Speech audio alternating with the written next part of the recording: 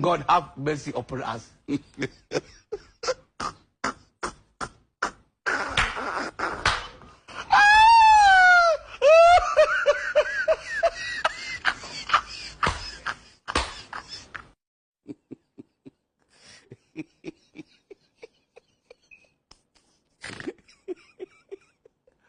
Aduh, bobo. Wajib faham itu.